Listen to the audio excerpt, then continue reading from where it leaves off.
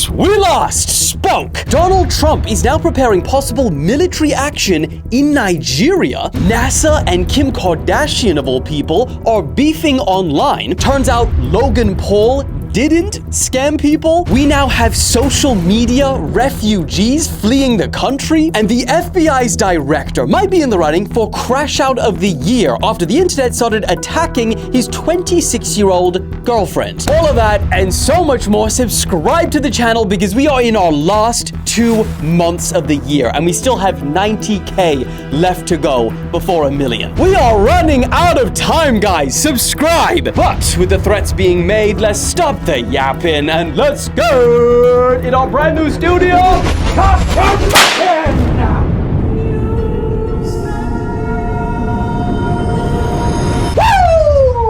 Okay, how do we not kick off today with this? Donald Trump has just ordered the Department of War to prepare for possible action in Nigeria, of all countries. And you want to know why? Well, let's get into it. In a recent post, he claimed that there is an ongoing mass slaughter of Christians in the country by radical Islamists. And he says if this continues, quote, the USA will immediately stop all aid and assistance to Nigeria and may very well go into that now disgraced country, guns a-blazing, to completely wipe out the Islamic terrorists who are committing these horrible atrocities. He then concluded all of that in all caps, warning the Nigerian government better move fast. Now, Nigeria's president, Tinubu, he previously responded to Trump basically saying that he's got it all wrong about what's going on in his country. Tinubu said that there are, quote, security challenges which affect citizens across faiths and religions, so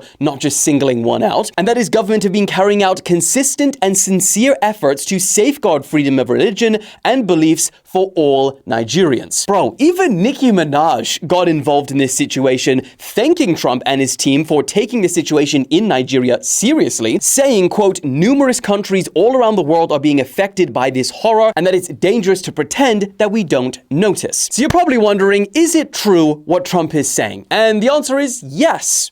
Partly. According to the United Nations, a 2021 report by the US Commissions on International Religious Freedom and independent analysis, thousands of Christians in Nigeria have been killed. But here's the nuance. So have Muslims, and so have those who are not religious at all. And I'm not just saying like, oh, these are just random things that I know. They are targeted. You see, Nigeria's population of around 220 million, they're almost perfectly split equally between Christians and Muslims. And the group which is most often cited carrying out these attacks, and not just the only ones, but the most cited ones, is a group called Boko Haram. Now, for those who are unfamiliar, they are a jihadist militant organization with the goal of establishing an Islamic state under Sharia law. Now, they have specifically targeted Christians for their faith, but they have also targeted Muslims as well for not being Muslim enough. They also have targeted police, military, and the government. According to the United Nations, they have killed more than 40,000 people and displaced more than 2 million since 2009. Donald Trump has now placed Nigeria alongside North Korea, Russia, Saudi Arabia, Iran,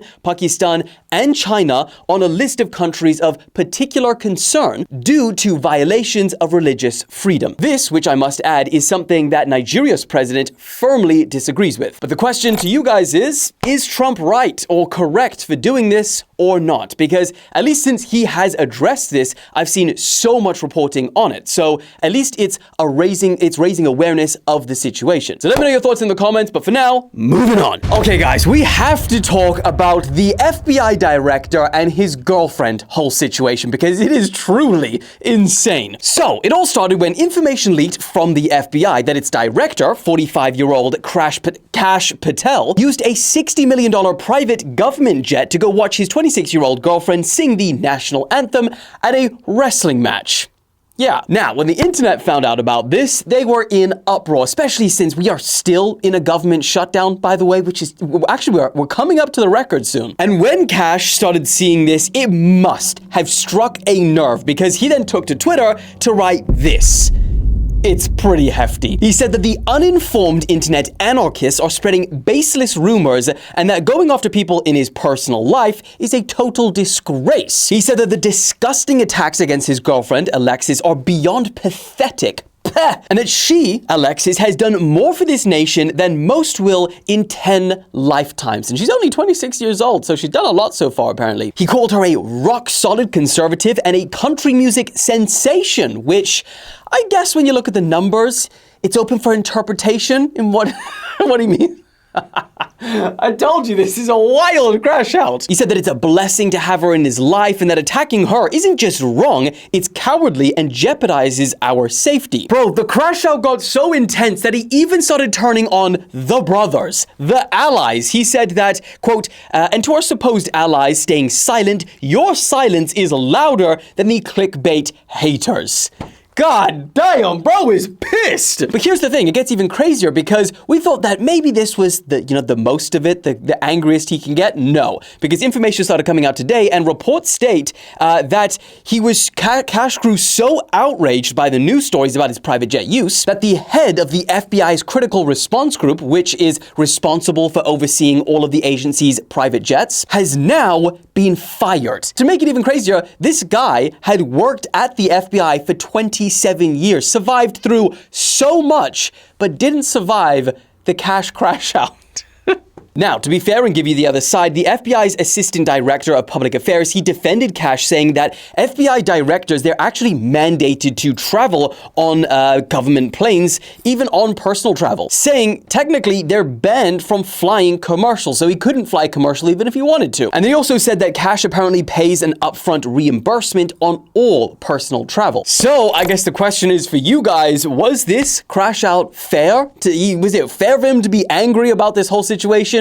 Or was it wrong for him to use the private jet? Let me know your thoughts in the comments. Moving on. Also, since we last spoke, NASA have started beefing with none other than Kim Kardashian. What a timeline we have stepped in, huh? And this is because in a recent episode of The Kardashians, which, side note, still going. That's gotta be some sort of record for reality TV. She said that she is convinced that the moon landing is fake. I'm sending you, so far, 1 million interviews with both Buzz Aldrin and the other one. Do it. And this girl says, what was the scariest moment? And he goes, there was no scary moment because it didn't happen. It could have been scary, but it wasn't because it didn't happen. So he's gotten old and now he slurs on his thing. Dude. Yeah. So I think it didn't happen. I sent her conspiracies all the time. Also, later in that same episode, the producer asked her about the whole moon landing situation and what her thoughts were, and she doubled down. She said that she doesn't believe it's fake, and then she she even said, go to TikTok, see for yourself. And I know that's meant in jest. Yes, jest, but come on. Let's not act like for a second we all don't go to TikTok. And there's some good shit on there too. Now, I'm pretty sure that we have spoken about this before. I can't remember what was it about, but it was about Alex and the moon landing. And I just want to state very clearly right now, for all the empire to hear, Alex and Kim Kardashian, they share the same opinion, I believe. I think. Alex, are you a denialist or a questionist? Pretty sure you're a denialist.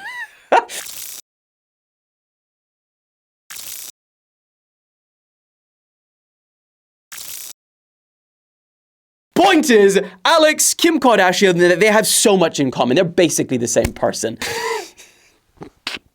Now, what actually makes this story interesting is that NASA themselves responded to Kim Kardashian. Their acting administrator, Sean Duffy, said on X, yes, at Kim Kardashian, we've been to the moon before, 6 times. And then it continued, even better, NASA Artemis is going back under the leadership of, and then the President of the United States. We won the last space race and we will win this one too. But here's the thing with that, bro, AI is so convincing nowadays. They're never gonna beat the allegations. I'm sorry, even if you do it in 2026. But I mean, the thing is, just the fact that a government agency like NASA is now getting involved in internet shenanigans is... What is 2025 at this point? What do you stand for, huh? Now, Kim Kardashian then responded to NASA, totally skimming over the claims of, saying that the moon landing was fake. And she said, wait, what's the T on 3i Atlas now? Oh, God. Three-Eyed Atlas is not a rabbit hole that we're going into today because Alex, he is deep enough for the entire empire combined on this subject. The amount of bookmarks that Alex has bookmarked for me to look at is disturbing on this subject. And so, as an alien denialist myself, yes, coming out the closet on that one, alien denialist, Alex, I know you've been frothing at the mouth for me to cover this one, but I want to look in your eyes and say, moving on! Also, remember about 2 years ago when CoffeeZilla made that like 7-part video series which accumulated tens of millions of views on Logan Paul, the crypto zoo scam? Well, if you do remember it, well done, you're on track. If you don't remember it, well, that basically ended in a class action lawsuit against Logan, which essentially alleged that he scammed his investors by buying into his NFT project, and he deceived them and all of those sorts of things, right? And let's be honest, for a while now, everyone kind of thought, yeah, bro's cooked. Bro's cooked for sure. CoffeeZilla, that guy he's very convincing with the way he's detailed. But despite fighting that lawsuit for many, many months now, over the weekend, TMZ reported that a judge has officially dismissed that case, stating that the plaintiffs, you mean the person, the people suing, failed to link Logan directly to their alleged losses. Now, Logan's attorney, Jeff Nyman, told TMZ that no reasonable juror could find Logan's statements misleading or fraudulent. Kind of one of those where you end off with, who would have thought, But there you go. Moving on. Also, speaking about social media drama, if you could even say that, we have got our first social media refugees. I wonder if this is going to become an uptick of a thing as countries, crack down on social media. Because this family, who all make content in one form or another for themselves, they are leaving Australia and moving here to the UK because in December, and if you haven't heard about this, crazy, but Australia is banning social media flat out for everyone in the country under the age of 16. And just think about all the different things you can do at the age of 16. Well, you can't go on social media. Now, let me just tell you guys that this is a pretty intense law. In fact, it's often described as the world's first, the first of its kind. No other country has tried to do something like this. It'll essentially mean that next month, all social media companies that operate in Australia, we're talking Facebook, Instagram, X, Snapchat, TikTok, YouTube as well. Any of you that are under the age of 16 watching this video right now in Australia, I might not see you next month. Everyone, for the fallen soldiers in Australia, big one for you. I wish I could pour something out for you, I can't. Anyway, all of them will have to take reasonable steps to remove and prevent those under the age of 16 from entering their platform. This also means deactivating their accounts of those under the age of 16 from their platform, like they never existed. Goodbye. And if those social media companies don't, well, they face fines of $50 million.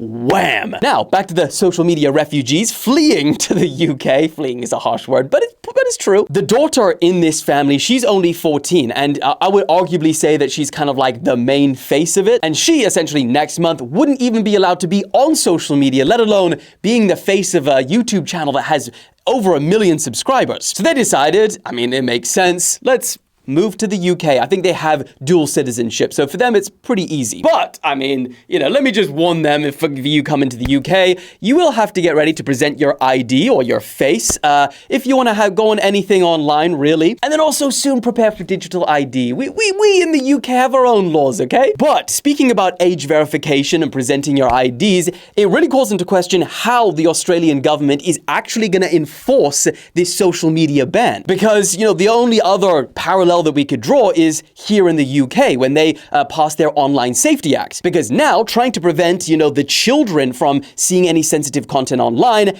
everyone, including if you're like 60 years old, you would have to prove your age by submitting, face scan, ID. So the question is, does that mean in Australia, will you have to, present your ID to prove that you're old enough to go on TikTok or Instagram? I'd like to know how they do it. And that's the crazy part. It is next month, yet the Australian government still haven't confirmed how they're going to enforce this. And this was one of the main reasons why this social media creating family, the Empire family, that's what their name on social media is, left or leaving the country. So it's interesting to see things like this slowly trickling out the woodwork. But let me know what you think. Are we going to see many more social media refugees in the years to come or not? Let me know your thoughts. Moving on. Speaking about those UK laws, though, hope you're ready for this one, Alex. The Hub, and I think we all know what the Hub is at this point, has officially given the first numbers since the Online Safety Act has been introduced in the UK, and it is staggering. The amount of UK visitors to that website, which is the most popular one in the world, is now down 77% compared with July.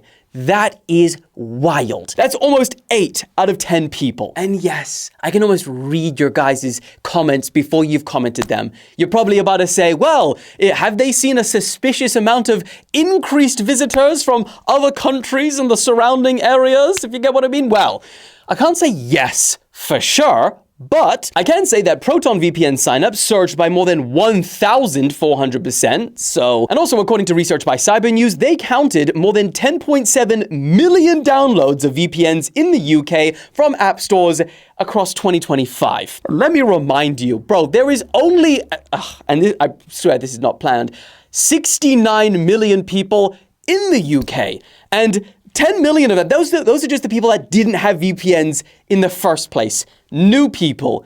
That's a lot. But in saying all of that, I am certain that, these new laws have had a very meaningful impact on how many people have gone on these websites since it's been passed. Because let's be honest, it's human nature. When anything is made more difficult to access, you kind of fall off a little bit. The same way that if you go on a website and they make you manually fill in your credit card details, you start questioning, do I actually need this product? I can tell you firsthand, the amount of impulse purchases that has saved me from is a lot.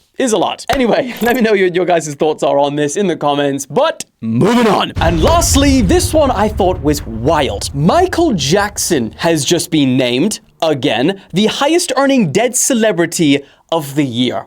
Shocking for 2 reasons. The first reason, why does this category even exist? Forbes, biggest pocket watchers of the year, that should be an award for you. I mean, don't get me wrong, it's very interesting, but, Forbes, don't we cut, maybe we'll stop at death? I think that's a good place to stop. And secondly, it's shocking because Michael Jackson earned an estimated $105 million over just the last year, which is more than any other late icon by a wide margin. And the thing is, most of this money actually came from deals from big companies like Sony Music buying and selling his songs, which triggers another wild thought that, people are still fighting over the things that you made when you were alive, even after death.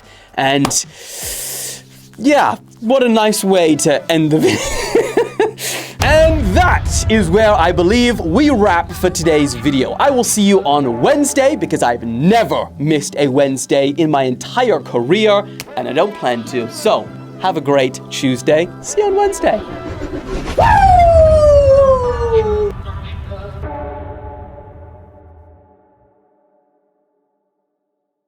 Alex, this one's just for you. Look at how many flippin' lights I have to turn off. We'll count them. 1, 2, 3. This is all Zaddy's doing, by the way. 4. Yep, in here too. 5, 6, 7, 8, 9. There would be 10. 10. 11. My God. 11. Oh, sorry, one more. 12. 12 lights.